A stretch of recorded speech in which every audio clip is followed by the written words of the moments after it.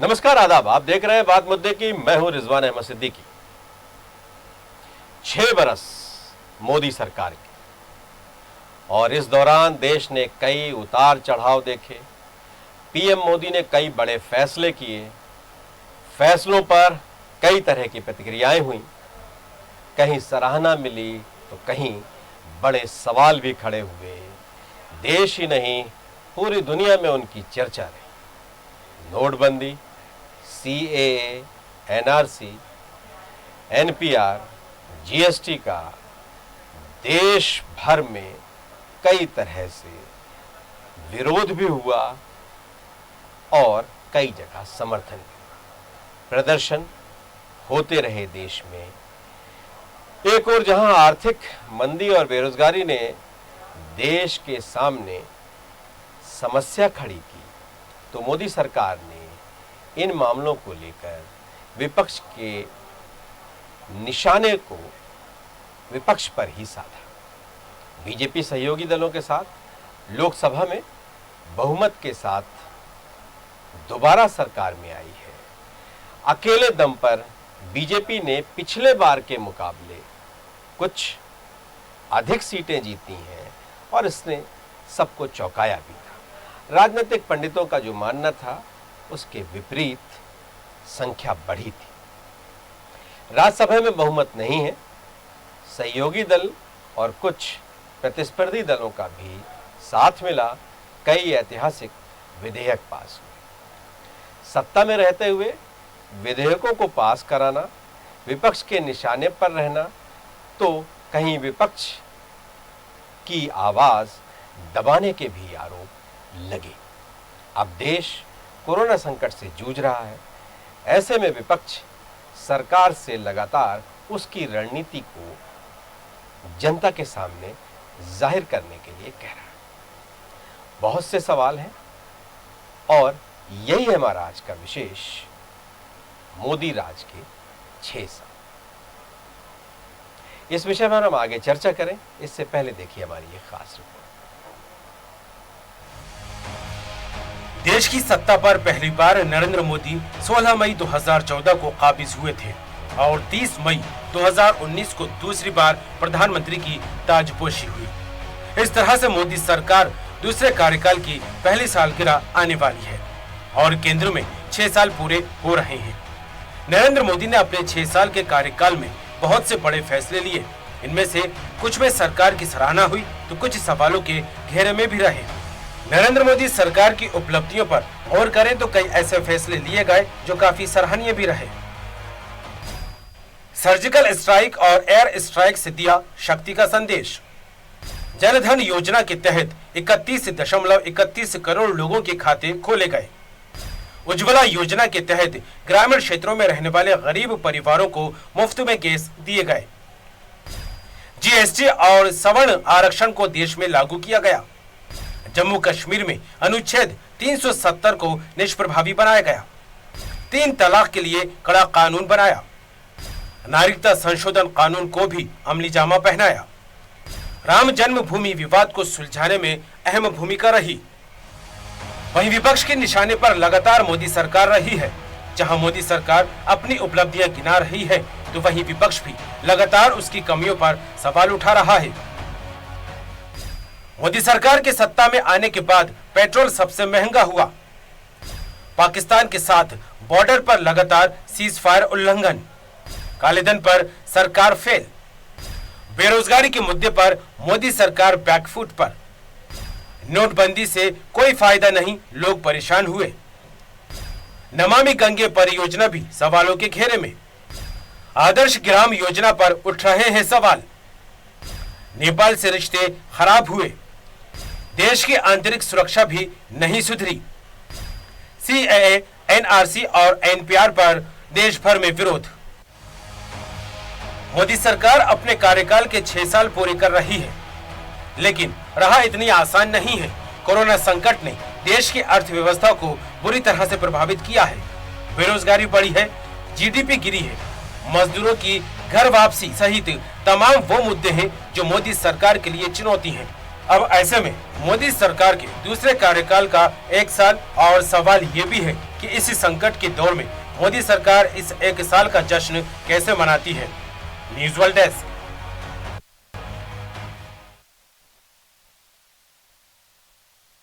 साल और 6 साल, ये साल कैसे रहे देश के लिए, देश क्या सोचता है, वर्तमान का जो संकट है उससे हम कैसे उबरेंगे। जीडीपी माइनस की तरफ बढ़ रही है। इससे पहले भी बेरोजगारी बढ़ गई थी, इंडेक्स बढ़ा था और उसको लेकर कई तरह की रिपोर्ट्स चिंता में डाल रही थी। जीएसटी एक ऐतिहासिक फैसला था, लेकिन विपक्ष कहता रहा, अर्थशास्त्रियों में क्या भाई एक वर्ग कहता रहा कि ये जल्दबाजी में उठाया गया कदम है, और टैक्स स्लैब कई तरह के। साथ ही नोटबंदी को लेकर भी बहुत से सवाल उठे थे। कोई इसे साहसिक कदम कह रहा था, कोई दुस्साहसिक कह रहा था, तो कोई इसकी टाइमिंग पर सवाल खड़े कर रहा था। इन सब के बीच मोदी 2 में आर्टिकल 370 को शिथिल करना, इसके अलावा एनआरसी को लेकर कानून बनाना और उसके बाद देश भर में हंगामा होना, सरकार का अपने कानून पर अडिग रहना, कई तरह के सवाल हैं। दिल्ली में दंगे होना, दिल्ली के चुनाव में जो नतीजे थे वो सरकार के अनुकूल ना आना, ऐसे बहुत ढेर सारे सवाल हैं और उन्हीं पर हम चर्चा करेंगे। हमारे साथ डॉक्टर गुलरेज शेख हैं भारतीय जनता पार्टी से, योगेश यादव हैं जो कांग्रेस से हैं, और वरिष्ठ पत्रकार पंकज पाठक हैं। आप सभी का बहुत बहुत स्वागत है। डॉक्टर गुलरेज, आपका ही दिन है तो आपसे ही शुरू करते। क्या कहेंगे, कैसे देखते हैं, गागर में सागर भरने की बात करें इन 6 सालों को और इस 1 साल पर अगर हम जिक्र करें तो जल्दी से क्या कहेंगे, पहली प्रतिक्रिया क्या होगी? देखिए, मैं नहीं मानता कि हमारा दिन है। ये तो दिन तो जो है ये पूरे भारत का है, क्योंकि भारत ने ही 5 साल पूरा करने के बाद इससे भी बड़ा जनादेश दिया, जो ये दर्शाता है कि हमने वह फैसले लिए पहले 5 सालों में जिसका जनता आजादी के बाद से प्रतीक्षा कर रही थी। चाहे वह जनधन के खाते खोलना हो, करोड़ों करोड़ों लोगों को बैंक के दरवाजे दिखाना हो, चाहे माइक्रो फाइनेंसिंग के माध्यम से जो गरीब लोग थे जिनको कोई लोन देने को तैयार नहीं था उनको लघु उद्योग से जोड़ना हो, उनको स्वरोजगार से जोड़ना हो, चाहे विदेश नीति के माध्यम से भारत का मान सम्मान बढ़ाना हो, और चाहे इकोनॉमिक रिफॉर्म्स हो या लेजिस्लेटिव रिफॉर्म्स हो, इस देश को सोशल रिफॉर्म्स, लेजिस्लेटिव रिफॉर्म्स, आर्थिक रिफॉर्म्स, इन सब की बहुत आवश्यकता थी, जो हमारी सरकार ने करके दिखाया। अब आप जब कड़े फैसले लेते हैं तो कुछ लोगों को समस्या होती है, निश्चित है, और आम जन ने भी उसमें बहुत सहयोग किया। आप सोचिए कि यदि ये फैसले, चाहे वह जीएसटी हो, चाहे जनधन के हो, यदि नहीं लिए जाते, डिजिटलाइजेशन इंडिया का नहीं किया जाता, तो आज आप और हम क्या करते? जब पूरी की पूरी चीजें लॉकडाउन चल रही हैं, तब यही खाते हैं जिनमें लोगों को पैसा दिया गया, यही किसानों के लिए योजनाएं रही जिनके माध्यम से उनको पैसा ट्रांसफर किया गया। आज आप और हम डिजिटल लेन देन इन्हीं डिजिटल इंडिया के माध्यम से कर पा रहे हैं। ये राम जन्मभूमि का जो एक विषय था, लोग सोचते थे कि नहीं, इससे तो क्या होगा कि पूरे देश में आग लग जाएगी। क्या आग लगी? नहीं लगी। कश्मीर का 370 का जो मामला था वो 47-48 से लगातार चले आ रहा था, उसको बोलते थे कभी नहीं सुलझ सकेगा, बिना एक राउंड फायर किए उसको भी सुलझाया गया। वचन पत्र में जितनी चीजें थी, चाहे CAA हो या अन्य चीजें हो, सबको एक एक करके पूरा किया गया। सामाजिक रिफॉर्म्स की यदि बात करें तो मुस्लिम बहन बेटियों के लिए जो 3 तलाक की कुरीति थी उनसे उनको मुक्ति दिलाई, समाज रिफॉर्म किया गया। तो आप देखिए कि हर तरह से मोदी सरकार ने पिछले 6 वर्ष में जो कार्य किया है, वह कार्य करने के लिए 56 इंच का सीधा लगता है हमने दिखाया है। डॉक्टर गुलरेज शेख, आप दिखाया, आप कांग्रेस की निगाह में ये क्या है, चलिए उनसे ही समझते हैं। क्या कहेंगे योगेश यादव? मैं नरेंद्र मोदी के कार्यकाल को दो हिस्सों में बांट कर चलता हूं। दो के बजाय हम इसको पार्ट ऑफ ड्यूटीज के अंदर 3 हिस्सों में बांटे तो बहुत बेहतर होगा। एक 2014 से 2019 तक का कार्यकाल। तो इस कार्यकाल की मैं उपलब्धि बता रहा हूं कि यदि भारतीय जनता पार्टी का कोई भी नेता 2014 से लेकर 2019 तक के 3 बड़े काम नरेंद्र मोदी के बता दे तो मैं मान जाऊंगा कि कुछ देश के लिए किया। वो बोगस कार्यकाल निकल गया। 2019 से लेकर अब हम दूसरे पायदान पर चलते हैं, वो है 22 मार्च 2020 तक का कार्यकाल। अब 2019 के बाद जितने भी फैसले लिए गए आप उनको राष्ट्र के हितैषी कहें, डॉक्टर साहब गुलरेज जो कह रहे हैं, मैं उनको विवादास्पद फैसले कहूंगा। क्या कश्मीर का फैसला विवादास्पद फैसला नहीं? क्या राम जन्मभूमि का फैसला विवादास्पद फैसला नहीं? क्या आप जीएसटी का फैसला विवादास्पद फैसला नहीं? ये तो रहा उनकी उपलब्धियों का, जिसको हम उपलब्धि नहीं कहेंगे। अब मैं आपको एक उदाहरण देता हूं कि जब इस देश के अंदर 4 महान प्रधानमंत्री रहे तो उनके पास योगेश यादव एक सवाल मेरा भी है। राम जन्मभूमि मुद्दा विवादास्पद कैसे रहा? उसको तो न्यायालय ने फैसला किया, उसमें क्या विवाद था? सारे लोगों ने कहा न्यायालय का फैसला मानेंगे, न्यायालय का फैसला आ गया, सबने मान भी लिया। अब उसमें विवाद क्या और उसमें महानता क्या? पैनल पे रिजवान साहब मैं खुद और हम बोल रहे हैं विवादास्पद नहीं है। नहीं, हमको तो ये हम बोल रहे हैं कि हम खुश हैं कि सॉल्यूशन हो गया बिना आपके पास आऊंगा। मैं राम जन्मभूमि के मुद्दे के बारे में आपसे स्पष्ट कह देना चाहता हूं कि ठीक है सुप्रीम कोर्ट का फैसला है, लेकिन ये भारत के प्रजातंत्र और भारत की आर्थिक राजनीतिक धर्मनिरपेक्ष व्यवस्था के अंतर्गत सार्वभौम फैसला नहीं है, धर्मनिरपेक्ष गुटनिरपेक्ष फैसला नहीं है, सर्वसानुमति का फैसला नहीं है। इससे कहीं ना कहीं से एक समाज का वर्ग दुखी हुआ है। चलिए मैं इसकी बात को बाद में करूंगा, लेकिन पहले महत्वपूर्ण बात, आप मेरी बात सुन रहे हैं रिजवान साहब? एक महत्वपूर्ण बात करना चाहता हूं। आपको मेरी आवाज मिल रही है? बिल्कुल मिल रही। बोलिए। नरेंद्र मोदी टीवी पर आए 24 मार्च को, उन्होंने कहा जिस तरीके से आपातकालीन व्यवस्था के अंतर्गत हम लोगों को सबको घर के अंदर बंद कर दिया गया और हम लोग चले गए, ठीक है, हमने लॉकडाउन का पालन किया, लेकिन इससे बड़े बड़े संकट इस देश ने उस समय भी झेले हैं। जब तो पंडित जवाहरलाल जी नेहरू का शासन था, जब लाल बहादुर शास्त्री का शासन था, जब इंदिरा जी का शासन था, हमने हमारे पंडित जवाहरलाल जी नेहरू के समय एक गरीबी को देखा, 65 का युद्ध देखा, लाल बहादुर शास्त्री जी के समय, इंदिरा जी के समय हमने युद्ध भी देखा, गरीबी भी देखी, लेकिन उसके बाद जो देश का प्रधानमंत्री होता है वो बहुत ही संतुलित दिमाग से काम करता है। मैं नरेंद्र मोदी जी को बोल रहा हूं कि उनके सामने एक बहुत बड़ी चुनौती थी कि वो देश के सामने एक ऐसा उदाहरण प्रस्तुत करते कि वो एक बहुत बड़े अमर प्रधानमंत्री बन जाते, लेकिन वो तो स्वयं आत्ममुग्धता के शिकार थे, स्वयं की पब्लिसिटी के शिकार थे। वो टीवी पर एक मदारी की तरह उत्पन्न हुए और उन्होंने कहा संपूर्ण देश लॉकडाउन। उन्होंने इस तरह की शब्दावली को आपको जो कहना है क्या बोल रहे हैं सर? डॉक्टर गुलेश शेख, मैं आपके पास आऊंगा, पूरा मौका दूंगा आपको अपनी बात कहने का। और थोड़ा सा आप भी, अगर योगेश यादव आप भी थोड़ा सा अगर संयम बरतेंगे तो अच्छा होगा। और आपके पास तो शब्दों का भंडार है और शब्द भी इस्तेमाल कर सकते हैं जी। लॉकडाउन इस देश के लिए हितकारी रहा। लॉकडाउन करना था, लेकिन मजदूरों की बसें चालू रखना थी, ट्रेन चालू रखना था, उनको खाना पीना मैसर होना जरूरी था। मध्य प्रदेश में हालात ये हो गए कि मध्य प्रदेश जंगल राज की तरफ बढ़ गया। आज मध्य प्रदेश में पीपीई किट में भ्रष्टाचार, आज मध्य प्रदेश में आरोग्य सेतु में भ्रष्टाचार, आज मध्य प्रदेश में सरकारी इलाज में भ्रष्टाचार। अरे सरकार है कहाँ? ये सरकार चल कहाँ रही? नहीं, ये बिल्कुल मैं तथ्यात्मक आधार पर कह रहा हूँ डॉक्टर। पीपीई किट में कौन सा तथ्य है आपके पास? मैं बताता हूँ इंदौर में भ्रष्टाचार हुआ है, नकली पीपीई किट का भ्रष्टाचार हुआ है। नकली लेकर आए साहब, सरकार ने वापस लिया। डॉक्टर गुलरेज, यदि आप टोका टाकी करेंगे तो आपके समय में भी टोका टाकी होगी, और आप समझ रहे हैं तकनीकी समस्याएं हैं, इसलिए थोड़ा सा कोऑपरेट कीजिए और आप अपने अपने समय पर दोनों लोग बोलिए।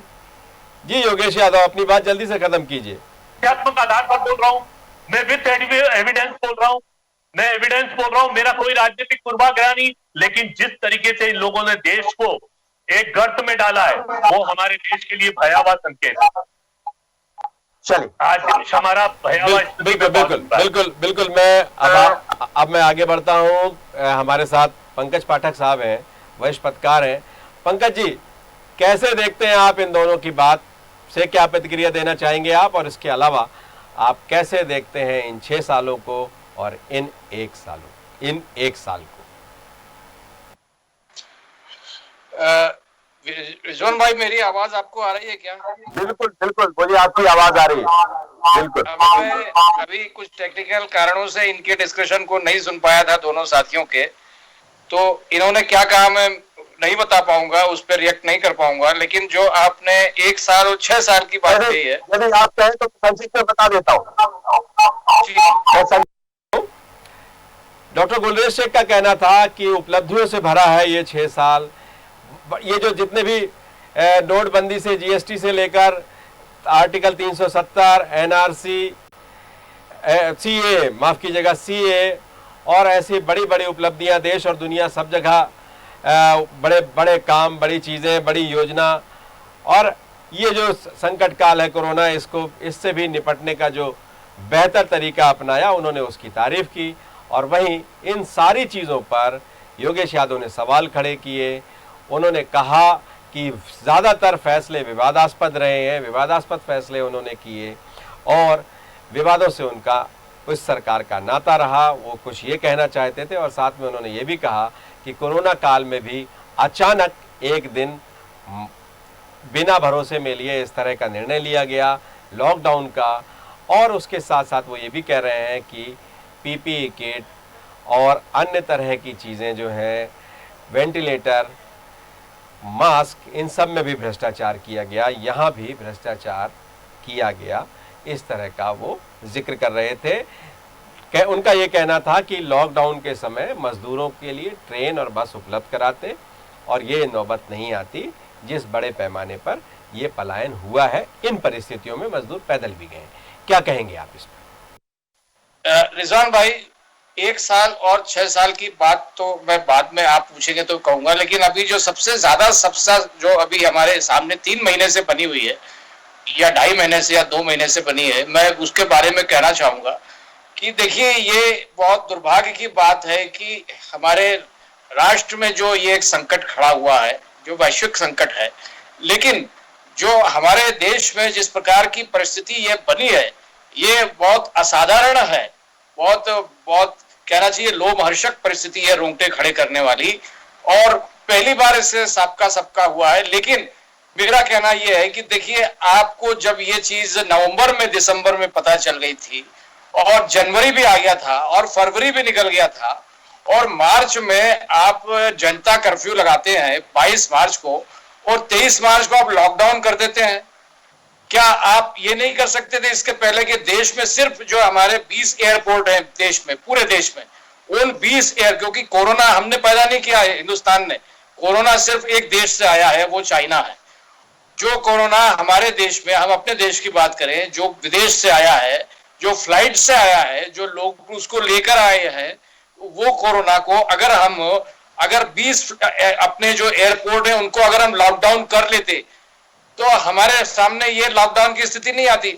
मैं ये नहीं कह रहा हूं कि लॉकडाउन गलत हुआ है, लॉकडाउन सही हुआ है। लॉकडाउन के अलावा हमारे सामने और कोई विकल्प नहीं था, और लॉकडाउन के परिणाम भी बहुत अच्छे आए हैं, मैं ये भी कहना चाहूंगा। लेकिन हम इसके पहले नहीं चाहते हैं, ये हमको स्वीकार कर लेना चाहिए। Point number 1। पॉइंट नंबर 2, हमने जो है ये जब निर्णय किए, बड़े बड़े निर्णय, हमने राष्ट्र को विश्वास में लेने की बात कही, हमने इतने सारे संदेश राष्ट्र के साथ शेयर किए, हमने राष्ट्र के साथ 1-1 घंटे बात की, लेकिन हमने ये नहीं देखा इस बीच में कि हमारे राष्ट्र में लाखों करोड़ों मजदूर लोग पूरे देश से, एक राज्य से दूसरे राज्य में गए हुए हैं। आप कल्पना कीजिए कि अभी तक वो समस्या खड़ी नहीं, सुलझी नहीं है। आप विदेशों को लोगों से बुला रहे थे, जबकि कोई आवश्यकता नहीं थी उनको बुलाने की। ठीक है, इमरजेंसी में कुछ लोगों को अगर बुलाया जाता है तो उनके लिए आपने फ्लाइट उपलब्ध कराई, हमारे लाखों करोड़ों मजदूरों के लिए क्यों नहीं? हमारे छात्रों के लिए क्यों नहीं, हमारे युवाओं के लिए क्यों नहीं, हमारे उन लोगों के लिए वो सारी सुविधाएं राज्य सरकारों ने, केंद्र सरकारों ने केंद्र सरकार ने क्यों नहीं उपलब्ध कराई, जो कि बड़ी आसानी से उपलब्ध कराई जा सकती थी। मुझे शर्म आती है कि इस मुद्दे पे भी केंद्र और राज्य सरकारों के बीच में राजनीति होती रही। ये कितने, मतलब मैं सोचता हूं कि अक्षम्य अपराध है ये, लेकिन सवाल ये है कि इसका संज्ञान कौन लेगा। इसका संज्ञान आज की तारीख में कोई ले नहीं सकता। अगर लेता भी है तो मैं सोचता हूं उसका कोई परिणाम भी नहीं निकलेगा, क्योंकि इस वक्त तो राष्ट्र भोगने के लिए बैठा हुआ है, सिर्फ भोग रहा है, और ज्यादा से ज्यादा वो आपसे बात कर सकता है, मुझसे बात कर सकता है, मैं किसी और से बात कर सकता हूं, लेकिन हम कहीं और व्यक्त नहीं कर सकते। हमारे पास इसकी कोई रेमेडी नहीं है। जिनके पास है वो पहले तो वो घरों में जाके, मोहल्लों में जाके बांट रहे थे निःशुल्क, उसके बाद उनको समझ, क्योंकि वो भी परेशान थे, उनको समझ में नहीं आ रहा था कि हम किसको क्या दें, क्योंकि सब लोग जो है बहुत ही असाधारण दुविधा में फंसे हुए थे। फिर बाद में लोगों ने कहा कि वो वहां हाईवे पे गए, राज्य मार्गों पे गए, राष्ट्र मार्गों पे गए, और वहां जाकर उन्होंने जरूरतमंद लोगों की सेवा की। इतना बड़ा राष्ट्र, इतनी बड़ी सरकारें जिनके पास इतने बड़े संसाधन होते हैं, इतना बड़ा नेटवर्क होता है, और वो सिर्फ 2-3 करोड़ लोगों को संभाल नहीं पाए इस देश में, उनको घर नहीं बच पाए। हम रोज आज भी देख रहे हैं लाखों करोड़ों लोग अभी भी भटक रहे हैं, 3 महीने से भटक रहे हैं, लेकिन हमारे पास कोई इलाज नहीं है। मैं आश्चर्यचकित हूं, क्या यह कानून का शासन है? क्या सवाल रिजवान भाई, ये बीजेपी कांग्रेस का बिल्कुल नहीं है किसी हालत में, ये आपका और टीएमसी का नहीं है। ये सवाल जो है इस राष्ट्र का है, इन सरकारों का है, और ये मैं बता रहा हूं आपको, ये सरकारों के चरित्र सबके एक जैसे हैं। आज कोई केंद्र में बैठा है, कल कोई वही राज्य में बैठ जाएगा, और आज कोई राज्य में बैठा है वो कल केंद्र में बैठ जाएगा, लेकिन इनके चरित्र वही रहेंगे। वही लॉकडाउन होगा और वही संकट होगा, वही लोग सड़कों पे जो है भीख मांगने की स्थिति आ गई। जिन लोगों का जहां तक सवाल है, तो मुझको ऐसा लगता है कि इस सरकार ने काम करने की बहुत ही तीव्र इच्छा व्यक्त की है, इसमें कोई शक नहीं है, और उन्होंने कुछ कार्य किए भी हैं। जैसे धारा 370 जो है वो असाधारण कार्य है, और इसके अलावा समाज के जो विभिन्न तबके हैं, वहां की जो कुरीतियां हैं, उनको समाप्त करने में भी इस सरकार ने महत्वपूर्ण भूमिका अदा की है, जैसे 3 तलाक का मामला। लेकिन सरकार को ये चाहिए कि न सिर्फ मुस्लिम समाज, बल्कि जो दीगर के गैर मुस्लिम समाज में वहां भी जो ऐसी कुरीतियां हैं, उनको समाप्त करने के लिए भी उनको एक ठोस पहल करना चाहिए। तो मैं सोचता हूं कि ये जो है सर्वधर्म समभाव और वसुधैव कुटुंबकम का जो सिद्धांत है, जिसपे हमारी ये सरकार चलने का दावा कर रही है, ये तब और ज्यादा अधिक सार्थक हो पाएगा। लेकिन जहां तक अर्थव्यवस्था का सवाल है, अर्थव्यवस्था के प्रश्न को लेकर जो अभी तक अनुत्तर है, उसको मुझको ऐसा लगता है कि फाइनेंस मिनिस्टर को तत्काल बदलने की आवश्यकता है, क्योंकि हम देख रहे हैं कि लगातार फाइनेंस मिनिस्टर के ऊपर जो हमले हो रहे हैं, और जो लगातार उनके निर्णय हो रहे हैं, उन निर्णयों का कोई परिणाम नहीं आ रहा है। तो ऐसी स्थिति में मैं सोचता हूं कि देखिए, ये कोई भी लोग जो है सर्वगुण संपन्न नहीं होते कि हर विभाग का काम जो है वो संभाल सके। डिफेंस में जिसने काम किया वो तत्काल 10 दिन बाद आके जो है फाइनेंस संभाल लेगा, ऐसा मुझको प्रतीत नहीं होता है। इसलिए फाइनेंस मिनिस्टर के स्थान पर कोई निर्मला सीतारमण के स्थान पर कोई ऐसा व्यक्ति आना चाहिए कि जो उन चीजों को समझता है। और मैं सोचता हूं कि अगर रिजर्व बैंक के किसी पूर्व गवर्नर को यहाँ बिठाया जाए, बजाय किसी डिप्लोमेट के या बजाय किसी नौकरशाह के वहां बिठाने की बजाय, एक ऐसे व्यक्ति को बिठाना चाहिए जो कि विषय का विशेषज्ञ हो, और वो इन समस्याओं को तत्काल पंकज जी मैं आपको रोकना, पंकज जी मैं आपको रोक चाहती है सरकार, तो गुरुमूर्ति को ही बिठा दें, गुरुमूर्ति को ही फाइनेंस मिनिस्टर बना दें। मैं कह रहा हूं कम से कम वो अपनी उन नीतियों को तो लागू कर पाएंगे ना। दिक्कत ये हो रही है कि न स्वदेशी जागरण मंच की बात पूरी हो पा रही है, न गुरुमूर्ति की बात पूरी हो पा रही है, न रघुराम राजन की बात पूरी हो पा रही है, और न नरेंद्र मोदी का अपना एजेंडा लागू हो पा रहा है। तो मुझको ऐसा लगता है कि मैं आपको यहाँ रोकूंगा। पंकज जी मैं आपको रोकना चाहता हूँ। माफ कीजिएगा योगेश यादव जल्दी से अपनी बात कहेंगे। गुलरेज शेख ने आपके सारी बातों को सिरे से खारिज किया था। कोई नई बातें अगर हों, कोई नए तर्क हों, कुछ और आप उम्मीद भी करते हो इस सरकार से, क्या उम्मीद करते हैं? इसलिए कि आप विपक्ष हैं, सवाल बहुत से आप खड़े कर सकते हैं। लेकिन विवादास्पद आप जिन्हें कहते हैं, शायद सारे लोग उसे विवादास्पद ना माने, आप से अंतिम प्रतिक्रिया चाहूंगा इसमें। देखिए, सबसे पहले तो मैं पंकज पाठक साहब की बात का समर्थन करता हूं, जो उन्होंने वित्त मंत्री के कार्य प्रणाली पर प्रश्न उठाया है, ये बहुत ही सही है, सटीक है, उसका स्वागत है। दूसरी बात मैं महत्वपूर्ण ये करना चाहता हूं कि हमारे मध्य प्रदेश के स्वास्थ्य मंत्री, गृह मंत्री भाई नरोत्तम मिश्रा बयान दे रहे हैं कि आरोग्य सेतु गांव गांव तक पहुंच रहा है।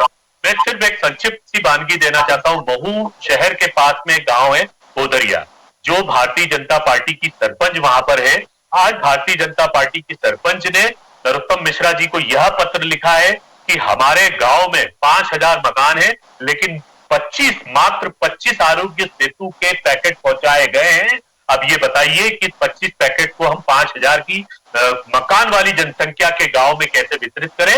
ये एक वानगी है, ये पूरे चावल का थोड़ा सा एक चावल उठाकर नमूना है। संपूर्ण मध्य प्रदेश के हालात इतने बिखरे हुए हैं, संपूर्ण मध्य प्रदेश के हालात बहुत ज्यादा है, चाहे केंद्र की सरकार हो चाहे मध्य प्रदेश की सरकार हो, सरकार नाम की कोई चीज नहीं है। यही इस सरकार की सबसे बड़ी उपलब्धि है।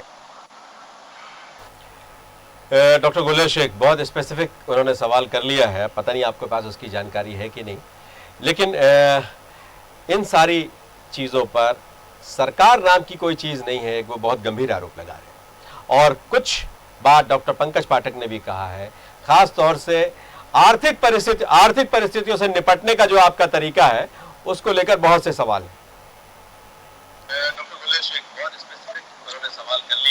नहीं, मुझे आपकी आवाज नहीं आ रही, लेकिन अगर आपको मेरी आवाज आ रही है तो उत्तर जरूर देना चाहता हूं मैं। डॉक्टर गुलेर शेख, मैं आपको बता दूं जी, उन्होंने कहा कोई किसी ग्राम पंचायत ने आरोग्य सेतु का उल्लेख किया और उसके अलावा उन्होंने सरकार हर मोर्चे पर फेल है, ये गंभीर आरोप लगाया। दूसरा, पंकज पाठक कह रहे थे कि आर्थिक मामलों से निपटने का जो आपका तरीका है वो फेल हो चुका है, वित्त मंत्री फेल हो चुके हैं। और उन्होंने साथ में ये भी कहा कि किसी नौकरशाह के बजाय किसी आर्थिक मामले के जानकार को रिजर्व बैंक की जिम्मेदारी दी जानी चाहिए, इसलिए कि सरकार इस समय गंभीर आर्थिक संकट से गुजर रही है। उससे पहले भी उन्होंने सरकार के ये जो कोरोना से निपटने के जो तरीके हैं पंकज पाठक साहब ने उस पर भी सवाल खड़े किए थे। आप कुछ कहना चाहेंगे? देखिए, जहां तक वित्त मंत्री महोदया का विषय है, वित्त मंत्री अपना कार्य अच्छी तरह से कर रही है। मैं क्यों बोल रहा हूं ये बात, मैं आंकड़ाबद्ध बात कर रहा हूं आपसे। मार्च में यदि आप उठाकर देखें तो जो पीएमआई इंडेक्स था वो 8 साल का सबसे अधिक पहुंच गया था। लेकिन हाँ, अप्रैल के महीने में जो इंडस्ट्रियल शटडाउन हुआ, अब अभी भी शटडाउन चल रहा है, लॉकडाउन हुआ, उसकी वजह से तो ये बात हम सब जानते हैं कि जीडीपी बिल्कुल बंद की तरह है, पीएमआई बिल्कुल बंद की तरह है। तो अभी तो समस्याएं हैं, लेकिन यदि पीएमआई, आप देखिए पीएमआई इंडेक्स यदि उस समय पॉजिटिव में जा रहा था और उस 8 साल का सबसे पॉजिटिव ले गई थी, तो यही महोदया लेके गई थी। और उस समय भी ये स्थिति थी कि जब हमारी जीडीपी पॉजिटिव में जा रही थी, उस समय पूरे दुनिया की केवल अमेरिकन जीडीपी जो थी, जो चाइना के साथ ट्रेड वॉर चल रही थी, वही एक पॉजिटिव में थी। यूरोप ऑफिशियली नेगेटिव में जा रहा था। जर्मनी जैसा कंट्री जो कि इकोनॉमिक पावर हाउस है वो नेगेटिव में था, लेकिन भारतवर्ष की जो जीडीपी थी उस समय भी पॉजिटिव थी। तो आप ये समझिए कि हमारा जो इंडेक्स था बहुत अच्छा जा रहा था। और डॉक्टर गुलरेज मैं तो सवाल कर लेता हूं आपसे। आपने राज्यों को मना कर दिया कि आपके हिस्से के पैसे नहीं देंगे हम, इसलिए कि अभी हमारे पास नहीं है। फिर बेरोजगारी का इंडेक्स जो था वो किसी से छुपा हुआ नहीं है। आजादी के बाद सबसे अधिक बेरोजगारी, वो आपने आंकड़े लेने भी अब बंद कर दिए हैं, ये अलग बात है। लेकिन ये सारी परिस्थितियां तो इन्हीं वित्त मंत्री महोदया के समय थी। और रक्षा से सीधे वित्त बना दिया आपने। पहले भी यही कहा जाता था, एक वकील को वित्त मंत्री बना दिया। फिर अब एक आपने, जिसकी बेटी या जिनके पति भी उनके वित्त मंत्री होने पर बहुत ढेर सारे शुबा जाहिर कर चुके हैं, आपने उन्हें वित्त मंत्री बना दिया। और सबसे बड़ा सवाल है वित्त मंत्री और बाकी सारी तरह की चीज़ों के साथ सबसे बड़ा सवाल है कोरोना से निपटने का जो आपका तरीका है, उस पर पंकज पाठक ने बहुत गंभीर सवाल उठाए। उस पर कुछ कहेंगे, इसलिए कि अब वक्त बहुत कम है। बिल्कुल, मैं दोनों विषयों पर कहूंगा। जहां तक वित्त मंत्री महोदय का विषय है, उनकी जो क्वालिफिकेशन है वही इकोनॉमिक्स में है, तो एक इकोनॉमिस्ट को ही वित्त मंत्री मोदी जी ने बनाया है।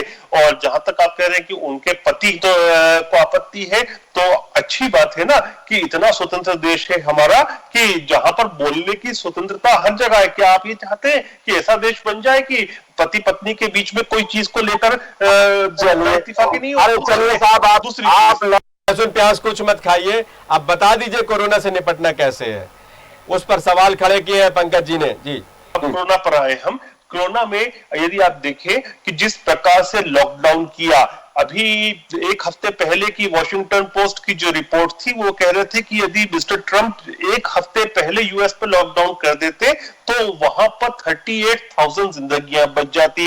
और इटली का तो मैंने आपको पहले ही बता चुका हूं आपके चैनल पर, इटली में 5 मार्च को जो करना था उनकी चूंकि बातें लीक हो गई तो लैम्बोर्डी से जो पूरे के पूरे जो लोग थे वो पूरे इटली में फैल गए और इटली में सबने मौत का तांडव देखा। तो लॉकडाउन पर कोई सवाल नहीं खड़ा कर रहा है, लॉकडाउन की टाइमिंग पर भी सवाल नहीं खड़े कर। इंतजाम नहीं कर पाए आप श्रमिक, उन पंकज पाठक का तो कहना है तकरीबन 3 करोड़ श्रमिक जो है वो बेसुध बदहवास सा भटकता रहा, इंतजाम नहीं कर पाए, उस पर सवाल खड़े किए हैं, उस पर कुछ कह दीजिए। कहूंगा भारत का सबसे ज्यादा इंडस्ट्रियल प्रांत कोई है तो महाराष्ट्र का है। अभी हम सब ने ट्विटर पे एक तरह से वॉर देखी कि रेल मंत्रालय के और उद्धव ठाकरे के बीच में। उद्धव ठाकरे साहब ने बोला कि हमको 45 ट्रेन चाहिए, खुद रेल मंत्री ने कहा कि आप लिस्ट भेज दे, मैं आपको कल 45 5 घंटे 6 घंटे 8 घंटे तक बार बार पूछते रहे रेल मंत्री, लेकिन सूची नहीं आई। तो महाराष्ट्र की जो समस्या है वो मध्य प्रदेश को तो सबसे ज्यादा प्रभावित कर रही है, पूरे देश को कर रही है, क्योंकि सबसे ज्यादा मजदूर वहां पर है। जब आप हमको सूची नहीं देंगे केंद्र सरकार को तो रेल कैसे आएगी? ये एक स्वाभाविक बात है। पूरी व्यवस्थाएं हैं, व्यवस्थाओं में कोई समस्या नहीं है, लेकिन आपको जिस राज्य से पलायन हो रहा है उसको कम से कम आंकड़ा तो देना होगा। जब बार बार सरकार पूछ रही है कि आप भेजे, आप सूची भेजे, और सार्वजनिक रूप से पूछ रही है, ट्विटर पे पूछ रही है ताकि लोगों को भी कोई शंका नहीं रहे, तो उसका कोई रिप्लाई नहीं आ रहा है। तो आप ये समझिए कैसे होगा इस तरह से काम। डॉक्टर गुलेश शेख, अब वक्त की कमी है, अब इस चर्चा को यहीं रोकना पड़ेगा, इस चर्चा को यहीं रोकना पड़ेगा।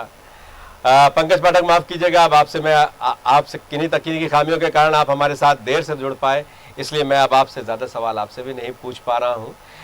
वक्त की कमी है, वक्त की मर्यादा है। डॉक्टर गुलेश शेख आप हमारे साथ जुड़े, पंकज पाठक हमारे साथ जुड़े और योगेश यादव आप भी हमारे साथ जुड़े, आपका बहुत बहुत धन्यवाद।